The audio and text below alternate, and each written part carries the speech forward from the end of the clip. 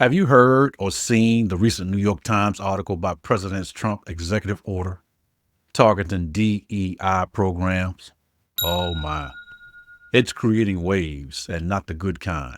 From corporate rollbacks to shifting priorities, this order is causing fear, confusion, and a lot of career uncertainty. Well, Scott, how do you know this? That's a beautiful question. Well, since going to bed last night and waking up this morning, I have missed 37 calls and I have 260 text messages on this phone.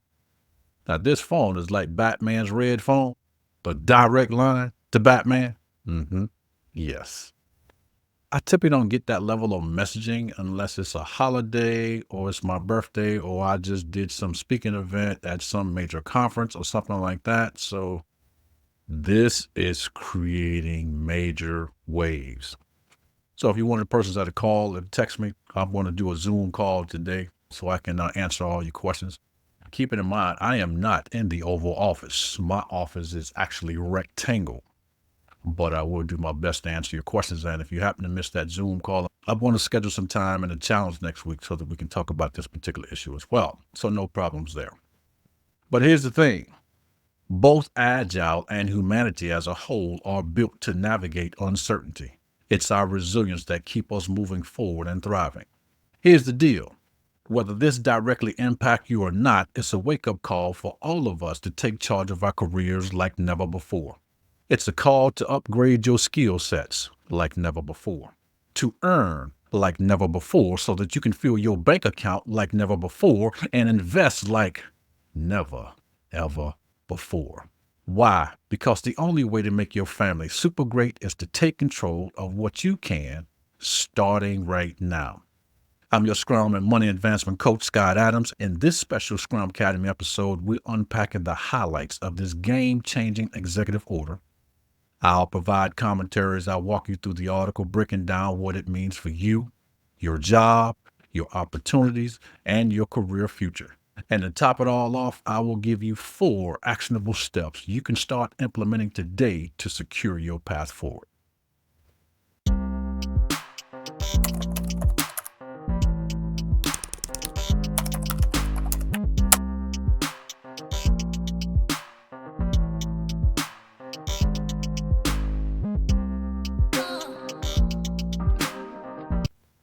This article for discussion is taken from the New York Times. It is entitled Trump's DEI Order Creates Fear and Confusion Among Corporate Leaders. The executive order signals that private businesses and organizations could be investigated over their diversity policies. This article was written by Emma Goldberg and published on January 23rd, 2025. Did you know that more than 200 diversity officers from Fortune 500 companies met last summer to discuss how to protect their DEI programs and how many of those same programs are being scaled back? I have 2 words that come to mind that I will not say, which is a pejorative expression used to describe a person who gives a gift and later wants it back. Now, here in the article, more than 200 diversity officers, some from Fortune 500 companies and some from non-for-profits, gathered last summer at NYU School of Law and on video to talk about the future of their diversity, equity, and inclusion, or DEI programs, which have become a legal and social target. Anxiously, they wondered how to protect themselves. Did they need to rethink internship programs for underrepresented workers or drop certain diversity language from their websites? Was some of the topics of discussion. Now, this really hit home for me because I work with a lot of students, a lot of non-for-profits that's all about bridging the skills and the opportunities gap for all minorities. Now, there are some brown-skinned individuals in these programs, but mostly there are not. These are people from all over the world. Countries that I didn't know existed until I met these individuals. Places I didn't know existed until I met these individuals. Their contributions to the class and to the learning and to organizations here in the United States are legendary. So I wonder how this will impact them. Of course, it's too soon to know, but certainly they're on my mind as we wait to see what's next. Now, this shows just how fragile these initiatives are. For years, DEI has been a buzzword, but now companies are scrambling to figure out what is safe to keep and what might get them in trouble. Earlier this week, Mr. Trump ordered federal officials overseeing government DEI efforts to be put on leave. His efforts did not stop with government employment. He revoked an executive order signed in 1965 that prohibited discriminatory hiring and employment practices for private government contractors. Perhaps the most alarming for business leaders was the order's focus on private corporations, whether they do business with the government or not. We're already seeing that this flurry of orders has created fear and confusion, said David Glasgow, executive director for the Meltzer Center of Diversity, Inclusion, and Belonging at NYU Law. This fear trickles down to employees that Mr. Glasgow is talking about. When diversity leaders are uncertain about their roles, what does that mean for underrepresented employees who benefited from these programs? It means we must create our own opportunities. The executive order instructs the federal government to look at private sector DEI initiatives. Each federal agency, it says, will identify up to 9 potential civil compliance investigations. I wonder where they're getting the number 9 from. They have said that DEI is illegal, so maybe they're saying the number 9, which means completeness. Maybe they're saying it is completely illegal. We'll soon find out. That could include publicly traded corporations, non-for-profit, and large foundations, among other people. Now, this is a very chilling move. It's not just about government contractors anymore. This impacts everyone. Even big names like Meta and Amazon are scaling back. Now, what does that mean for the rest of us? Let's read on. That discrete number is a way of striking fear into organizations' hearts, said Kenji Yoshino, a constitutional lawyer at NYU who advises some Fortune 500 companies on DEI. They just don't want to be one of those 9. Until those 9 are announced, it's going to cause others to be risk adverse. Wow. I can totally relate to these comments here by Yoshino. I understand this completely and intimately from getting in my car and driving on the highways, which is very, very dangerous as a black man if I get pulled over by the wrong police officer. In fact, I can't wait to sit in one of those fully autonomous vehicles. It's supposed to be super safe in terms of collisions. I'm not just looking at the collisions. I'm looking at, hey, I'm sitting in the passenger seat and there's nobody in the driver's seat. What if I get pulled over by the wrong police? I'm wondering how that conversation is going to go then. Interesting. Have you thought about that? I'm sure you have if you're a minority. While I will be safer in an autonomous car, I'm not worried about the collision. I am worried about if I get pulled over by the wrong police. Civil rights lawyers believe that the DEI programs that are most legally vulnerable are those that give employment benefits like jobs or promotions or specific groups on the basis of their race. In 2023, a Supreme Court decision struck down race-conscious preferences in college admissions and was followed by a wave of lawsuits against company diversity efforts. Are you beginning to read the writing on the wall? It's there. All you got to do is read it. Plenty of companies had begun to shift their approaches to DEI before Mr. Trump took office. Meta told employees earlier this month it would end its DEI work, including eliminating the chief diversity officer role and dropping diversity hiring goals.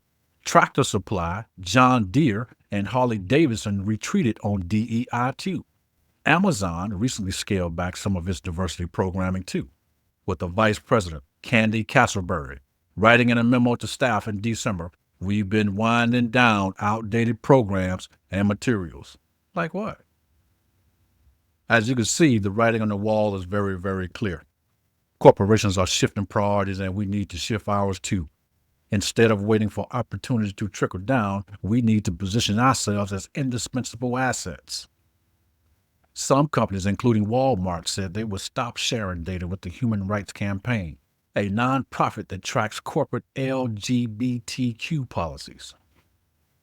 Nearly a dozen companies did not respond to requests for comment on the future of their DEI programming, and some declined to comment, citing fear of attracting attention to their work. I really understand this statement too. It reminds me of before I hit the road to go anywhere, I'm going to do an inspection of my car. I'm thinking of a mechanic that may be at Jiffy Lube or something like that. I need to get my annual inspection here in North Carolina. They walking around my car inside the driver's seat, flicking the lights, hitting the brakes, making sure all the lights are working so that it will pass inspection. I do that almost every time I get on the road because I don't want a police officer to have any rhyme or reason to stop me when I'm on the highway, especially if there's something I can do as simple as just walk around my car and make sure that I have no light bulbs out. I am just not going to put myself and my family in that situation for a simple checkpoint. Now, check this out. I do this out of fear for my life. Now, why are corporations doing this? They are doing this out of fear of profit loss. Wow. Is that what this is? Interesting. A managing partner of the law firm Jenner and Block, Ishan Baba, said since the executive order came down, he has been getting tons of calls from clients who are worried about whether their DEI programs are in compliance. He said it's early days and there could be legal challenges to the executive order or to administrative actions following it. But an executive order like this gives a good idea of what this administration priorities are going to be moving forward. Indeed. This reminds me of something my grandmother taught me at a very young age. It shocked me at first, and I thought it was the wrong thing to do, especially coming from a preacher when I knew that one of the 10 commandments is thou shalt not lie. I'm sure you had a similar experience. She told me to do as I say. And my mind eventually filled in the blank. ... and not as you see. Your eyes will lie to you. Insight will not. Sight refers to the physical act of seeing with your eyes, while insight means a deeper understanding, seeing with your mind. So let's go deeper.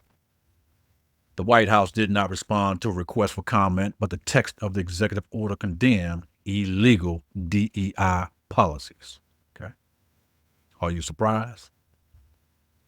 Now, we do have some very good news in this article. We do have some companies standing up for the right thing. Some companies have stood firm in the support of DEI, including Costco, Patagonia, and Microsoft. For those, chief diversity officers are doubling down on their work. There's a new sense of isolation as well as whiplash. Less than 5 years ago, after the killing of George Floyd in May 2020, dozens of companies started announcing new commitments to fighting racial injustice. Walmart even set up a Center for Racial Equality. The consulting firm Bain started a new DEI practice. Glassdoor reported a 54% rise in job postings for DEI roles in 2020 compared to the levels before the pandemic. Where are they now? Y'all remember all that money company was promising to give? 10 articles and reports about all the billions of dollars companies was reporting to put towards this initiative of racial injustice. Have you seen any of it? But are you surprised that you haven't? Are you surprised thinking of those 2 words that you was given something and then it was taken back? Now, here's an important line for you to really to begin to understand insight. Some diversity leaders have begun to brainstorm ways that companies can keep up their efforts without attracting legal scrutiny. Mr. Glasgow said he's begun to wonder if it's time to drop the term DEI now that those 3 letters have become politically charged. Maybe it is. Ms. Emma Goldberg ends her article on a beautifully positive note that requires insight to appreciate. Let's continue, and then we'll debrief at the end. Denise Young, former worldwide chief of human resources at Apple, said corporate diversity leaders are facing a more complex environment for their work. But she believes that most will find ways of continuing to bring in diverse talent because they know is good for what? Is good for business. It's the political environment we now live in, but it doesn't change the needs of business, Ms. Young said.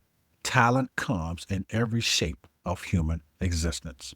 Woo! Isn't that beautiful? Isn't that a great way to end the article? Did you catch all of that? If not, we're going to unpack it some more. Don't worry. If you had asked me in 2020 whether I saw this coming, my answer would have been a loud, hell yeah. And so did you. We didn't know what president would be doing it. They were coming in to the economic prosperity we've seen since about the pandemic. Yes, we knew that was coming to an end.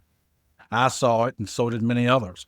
Those with the foresight to act have since built financial fortresses around themselves and their families, resilient against economic downturns, healthcare crises, and any uncertainty looming on the horizon.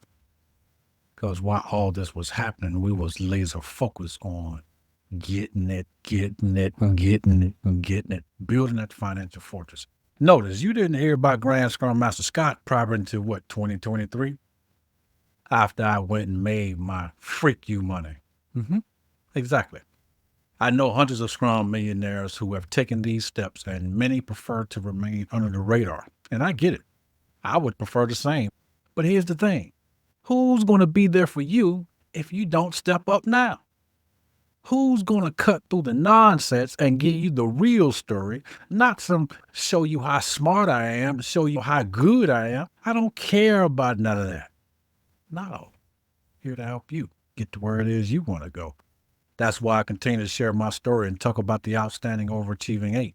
Because they was the first ones I mentored and first ones that listened to me. They acted on the strategies and they made it happen. Despite systemic challenges, they combined discipline, personal growth, intentional action to carve out their own paths. They are living proof that when you focus on what you can control, you create opportunities for yourself that no external force could ever take away or touch. Now let's reframe the shock over DEI rollbacks. Let's put it in a different context. Let's look at this thing in a different way. Now let me ask you something else. Why are you upset that these initiatives are being revoked? If you, like me, you saw this coming, didn't know when, didn't know where, who, but we kind of anticipated this was coming. Remember those 2 words, right? If you've been paying attention, you saw the writing on the wall as crystal clear as it is laid out in this article. Maybe the real problem is you're not ready yet. Remember this. If you stay ready, you don't have to get ready.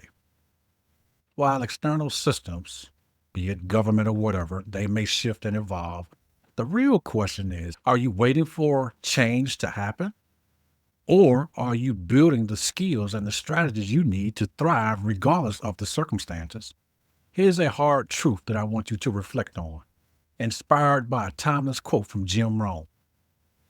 Don't wish it was easier. Wish you was better. Don't wish for fewer problems. Wish for more skills. The challenges we face aren't going away, but we can become better. We can become more and equipped to overcome them. That's what the outstanding overachieving 8 understood. Instead of waiting for external changes, they focus on mastering high demand skills and implementing strategic actions that made them indispensable. That's the way to do it. Let's take it a bit further. Let's approach this logically. Did Barack Obama become president because of affirmative action or DEI? Of course, DEI wasn't a thing then, but affirmative action was. The answer is no. When you're planning your job search, is DEI a part of your strategy? Probably not. When you apply for a job, are you banking on being hired because you are a minority? Of course not. You focus on having the skills, nailing the interview, and selling yourself. That's the reality of it all. DEI may have been in the background, but it wasn't central to your process. Now, was it? Now, let me ask you something else. The most important thing. Are you living with a don't ever increase mentality? Think about it. Are you waiting for someone else to open doors for you? Are you taking bold steps to create your own opportunities? DEI shouldn't stand for don't ever increase. It's time to flip that script. Turn that thing on its head. No, are you kidding me? Sign your own executive order today. put an end to the don't ever increase mindset. Because you know what? The God I serve, and probably the God you serve, is all about abundance, not limitations, abundance in skills and opportunities and the values that you bring to the world. It starts with you making the decision to act, not tomorrow, but today. What steps are you taking to increase your skills, your impact, your potential? Because waiting for the system to catch up is a gamble you can't afford to take for yourself nor your family. Let's talk about how you can turn this moment into momentum. So, what can you do? This executive order is a wake up call. If you're relying on corporate systems to create growth and opportunity for you, it's time to pivot. Let's shift the focus on what you can do starting right now. The first thing you can do is build in-demand skills. Focus on what's relevant in today's markets like Agile, leadership, negotiating. These are the skills that create undeniable value. Number 2, you can develop accountability with proven frameworks. You can use tools like the DRIVE framework I've introduced you to in previous episodes to stay intentional and accountable in your career. And the third thing, network intentionally. Position yourself as a solution to the problems companies are facing. Not just another resume on the pile, not just another employee to hire you, but the employee for the doggone job. That's you. That's you. But you got to believe it. And once you believe it, then you got to take inventory and then become the thing that you believe. My call to action for you. At our last challenge, I met a frat brother. His name is Abdul. Abdul learned some strategies during the challenge that helped him land his best job offer ever 1 week after he left the challenge. This could be your story too. He's going to come through next week. He called me a couple of days ago, all excited, just touching base. Hey, Scott, just want to thank you for all you've done, man. Thank you for what you're doing. And it's good to hear stories like that. Keep me going, right? Exactly. So he just wanted to share his gratitude for sharing that information with him during that course of that week. And while we was talking, I would say, hey, man, it would be my honor and pleasure and privilege if you would just come and bless us with your story and just share with other people how the challenge has impacted your life. How did it help you turn things around in your situation for the better? He said, man, I'd be happy to do that anytime. How long? Wing it. So looking forward to having Abdul on the speakers panel next week. Starting next week, January 27th, we're hosting the final free 100% Give Yourself a Raise challenge in support of our mission to help 1,000 Scrum practitioners to become a millionaire. This is your opportunity to reclaim your power and rewrite your career story. Don't wait for corporate systems to catch up.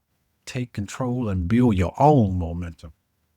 And here's one thing that sets us apart than anything else out there on the market. The outstanding or achieving 8 will be there to share their journeys, strategies, hard-earned wisdom. You also get to hear from our very special guest, Mr. Abdul, who will inspire you to think bigger and act bolder in 2025. This is your chance to learn from the best of the best, those who have turned obstacles into stepping stones. Now, this commentary, this critique is certainly not about politics. It is about perspective. It's about refusing to settle for don't ever increase mindset or mentality ever again.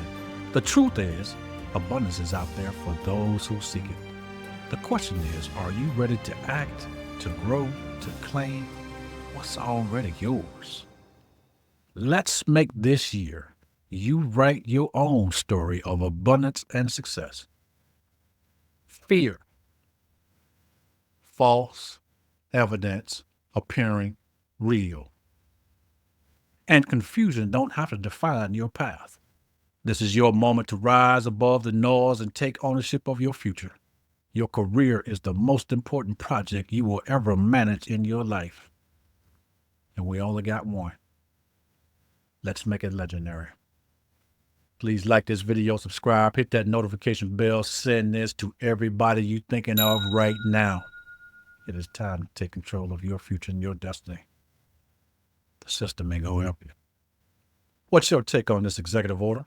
How are you preparing to adapt? Drop your thoughts in the comments below. Connect with me on LinkedIn. I would certainly love to hear from you. Planning on coming to the challenge next week? Oh, it will be super duper legendary.